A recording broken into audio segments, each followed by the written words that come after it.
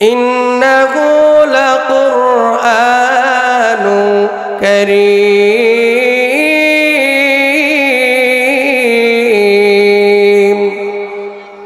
কুরআন আমাকে পরিচয় দিতেছে। আমি যেন বললাম, কুরআন তোমার নাম কি? কুরআন বলে, আমার নাম হলো কুরআনুল কারীম। এবার আমি যেন বললাম, কুরআন তোমার বাড়ি কই? কুরআন তার ভাষায় আমাকে তার পরিচয় দিতেছে, বাড়ি কোথায়, ঠিকানা বলতেছে। বাল হুয়া কুরআনুম মাজিদ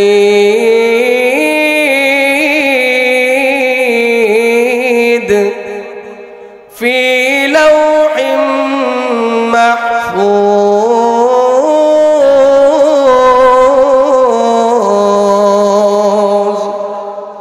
আমি যেন বললাম, কুরআন তোমার বাড়ি কোথায়, তুমি কোত্থেকে আসলা? কুরআন কয়, আমার বাড়ি দুনিয়ার কোনো জায়গায় না, ফি লাওহিম মাহফুজ, আমার বাড়ি হলো লৌহে মাহফুজে। এবার আমি যেন বললাম, কুরআন তুমি দুনিয়াতে যে আসছো, তোমাকে দুনিয়াতে কে পাঠাইছে? বাড়ি থেকে যে আসলা, কার পারমিশন নিয়ে আসলা? সুবহানাল্লাহ কইতেন না? কুরআন আমাকে তার ভাষায় বলতেছে সে কোত্থেকে আসলো। কুরআন বলে, তানজিলুম মির রাব্বিল আলামিন।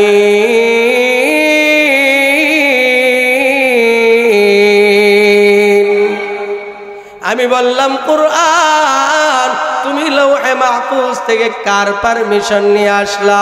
কুরআন আমাকে বলে, তানজিলুম মির রাব্বিল আলামিন। আমি সাধারণ কোনো মানুষের পারমিশনে আসি নাই, সরাসরি আমার মালিকের পক্ষ থেকে অনুমতি নিয়ে আমি দুনিয়াতে আসছি। কান লাগায় শুনো, আমার নবী কয়, ওয়াশাফাহু ফি আশারাতিন মিন আহলি বাইতিহি কুল্লুহুম ক্বাদ ওয়াজাবাত লাহুমুন নার। আমার নবী কয়, যারা পৃথিবীতে কোরআনের হাফেজ হয়েছে, যারা পৃথিবীতে কোরআনকে মুখস্থ করেছে, আল্লাহ ওই হাফেজ কোরআনকে ডাইকা বলবে, আয় আয়, তোরে যারা কোরআনের হাফেজ হইতে সহযোগিতা করছে, এরে বান্দা তাকায় দেখ, তোরা আপনজন হাশরের ময়দানে কে আছে? আমার নবী কয়, আমার আল্লাহ তারে পারমিশন দিয়া দিবে, তোরা আপনজনদের মধ্যে যাদের উপর জাহান্নামের ফয়সালা হয়ে গেছে, আজকে কোরআনের বরকতে আমি তোরে অনুমতি দিলাম, তোরা আপনজনদের মধ্যে 10টা এমন জাহান্নামী মানুষকে জাহান্নাম থেকে মুক্ত কইরা তুই তোর সাথে জান্নাতের মধ্যে নিয়ে যা। আল্লাহু আকবার বলেন। ও বাবা, এই কোরআনের দাম আছে না বাবা রে? ফজর পর্যন্ত যদি বলি কোরআনের কথা বলা শেষ হবে না। কোরআনের কথা বলে শুধু ফজর কি, সারা জীবন কইলেও শেষ হতো না। শেষ কথা আমার খেয়াল করে শুনবেন। আমার আল্লাহ বলে, ইন্না আরাদনাল আমানাতা আলাস সামাওয়াতি ওয়াল আরদি ওয়াল জিবাল ফাআবাইনা আন ইয়াহমিলনাহা ওয়া আশফাকনা মিনহা ওয়া হামালাহাল ইনসান ইন্নাহু কানা যালুমান জাহুলা। আমার আল্লাহ কয়, আমি কোরআন প্রথমে আসমানের উপর নাজিল করতে চাইছিলাম। আসমান কয়, আল্লাহ এই কোরআনের ভার আমার দ্বারা বহন করা সম্ভব না। ওয়াল আরদি, আল্লাহ কয় আমি কোরআন জমিনের উপর নাজিল করতে চাইছিলাম। জমিন কয়, আল্লাহ এই কোরআনের ভার আমিও বহন করতে পারবো না। ওয়াল জিবাল, আল্লাহ কয় আমি কোরআন পাহাড়ের উপর নাজিল করতে চাইছিলাম। পাহাড় কয়, আল্লাহ এইবার আমার দ্বারাও বহন করা সম্ভব না। যে কোরআন আসমান নিতে পারলো না, যে কোরআন জমিন নিতে পারলো না, যে কোরআন পাহাড় নিতে পারলো না,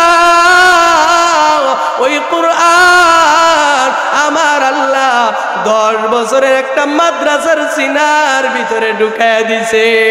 আল্লাহু আকবার বলেন। 10 বছরের বাচ্চা হাফেজ আছে না নাই? আরে বাবা, কিছুদিন আগে দেখলাম এক বুবা কোনো কথা বলতে পারে না, কিন্তু তার মুখ থেকে কোরআন বের হইতেছে। বাবারে, কত বাচ্চা দেখা যায় 90 দিনে কোরআন মুখস্থ করে ফেলছে। আমি তো অনেক জায়গায় বলি, পুরা নীলক্ষা আমি চ্যালেঞ্জ করলাম, বাংলাদেশের যত ছোট বই আছে সবচাইতে ছোট বই কথার কথা ধরেন আদর্শ লিপি, যেটা শিশু শ্রেণীতে পড়ানো হয়, আমি চ্যালেঞ্জ করে বলতে পারি পুরা নীলক্ষার মধ্যে একটা বাচ্চাও পাওয়া যাবে না যে আদর্শ লিপি বইটা মুখস্থ পারে। তোমরা পারো নি কেউ? পারো? আদর্শ লিপির পয়লা অক্ষরটা কি এটা অনেকের মনে নাই, কিন্তু আমার আল্লাহ কোরআনের ব্যাপারে বলেন ওয়ালাকাদ ইয়াসসারনাল কুরআনা লিযিকরি ফাহাল মিন মুদ্দাকির। আমার আল্লাহ কই বান্দা, আমি আল্লাহ কোরআনকে বড় সহজ বানায় দিলাম। কত সহজ বানাইলাম! একটা 7 বছরের বাচ্চা যে দুনিয়ার ভালো মন্দ কিচ্ছু বোঝে না, ওই বাচ্চাটা প্রতিদিন সকালবেলা 3 পৃষ্ঠা সবক শোনায় দেয়। আছে না নাই? আরে বাবা, আল্লাহ কোরআনকে কত সহজ বানাইছে। বাবারে, ইতিহাস আপনারা জানেন, ইংরেজরা এক সময় ভারতবর্ষ থেকে কোরআনকে বিদায় করার জন্য 70,000 হাফেজে কোরআনকে তারা ফাঁসিতে ঝুলাইছে, হাজারো আলেমকে তারা ফাঁসিতে ঝুলাইছে। কোরআনের কপিগুলো জামাইয়া সবগুলোকে আগুন দিয়া জ্বালায়া দিছে। উদ্দেশ্য হলো ভারতবর্ষ থেকে তারা কোরআনকে জ্বালায়া দিবে। সব কোরআন তারা পুড়াইয়া দিছে, কোরআনের কপিগুলোকে তারা পানিতে পালাইয়া দিছে। কিন্তু গোয়েন্দারা গিয়া কয়, এই যে 70,000 হাফেজকে তোমরা ফাঁসিতে ঝুলাইলা, এই যে কোরআনের কপিগুলোকে তোমরা আগুন দিয়া জ্বালায়া দিলা, এখনো ভারতবর্ষে এমন বাচ্চা পাওয়া যায় যেই বাচ্চা এক জায়গায় দাঁড়ায়া পুরা কোরআন একসাথে মুখস্থ শোনায় দেয়। আরে বাবা, এই জন্যই তো আল্লাহ বলছেন ইউরিদুনা লিয়ুতফিউ নূরাল্লাহি বিআফওয়াহিহিম ওয়াল্লাহু মুতিম্মু নূরিহি ওয়ালাউ কারিহাল কাফিরুন। আমার আল্লাহ কয়, আমি যে কোরআনের আলো জ্বালাইছি তারা চায় ফু দিয়া ওই আগুন নিভাইয়া দিতে। কষ্ট পাইছেন নাকি আপনারা? আল্লাহ কয়, আমি যে কোরআনের আগুন জ্বালাইছি, কিছু নাস্তিক মুরতাদ তারা চায় কোরআনের আগুন নিভাইয়া দিতে। আর আমার আল্লাহ কয় আল্লাহু মুতিম্মু নূরিহি ওয়ালাউ কারিহাল কাফিরুন। আমার আল্লাহ কয়, কাফেরদের কাছে যতই অপছন্দ হোক না কেন, আমি আল্লাহ যে কোরআনের বাতি জ্বালাইছি, অবশ্যই আমি এই বাতিকে জ্বালায় রাখবো। দুনিয়ার কেউ এই বাতি নিভাইতে পারবে না। ইন্না নাহনু নাযালনা যিকরা ওয়া ইন্না লাহু লাহাফিজুন। আমার আল্লাহ কয়, কোরআন নাজিল করছি আমি আল্লাহ, হেফাজত করব আমি আল্লাহ। কেমনে হেফাজত করবে রে বাবা? এই জন্যই তো দেখা যায় আমার আল্লাহ কোরআনকে এত সহজ বানায় দিছে। একটা ছোট্ট বাচ্চা আত্মীয় স্বজনও ভালো করে চিনে না, পাক পবিত্রতা ভালো করে চিনে না, কিন্তু ওই বাচ্চাটা পুরা কোরআন মুখস্থ পারে, আছে না নাই? ও বাবা, এখন আপনাদের কাছে শেষ প্রশ্নটা রাইখা 1 মিনিটের ভিতরে আমি আলোচনা শেষ করতেছি। সেটা হলো, যেই কোরআন পাহাড় নিতে পারলো না, যেই কোরআন আসমান নিতে পারলো না, যেই কোরআন জমিন নিতে পারলো না, ওই কোরআন 10 বছরের একটা বাচ্চা নেই কেন? এটা একটা প্রশ্নের ব্যাপার কিনা? মুফাসসিরিনে কেরাম এই প্রশ্নের জবাবে লিখছে, দিছি যে একটা বাচ্চার মাথায় বাবা যখন বুঝা দেয়, বুঝার বারটা কিন্তু বাচ্চার মাথায় দেয় না, শুধু একটু হালকা লাগায় রাখে। কথা কোন ঠিক কি ঠিক না? আর মূল বোঝাটা বাবার হাতেই রাখে।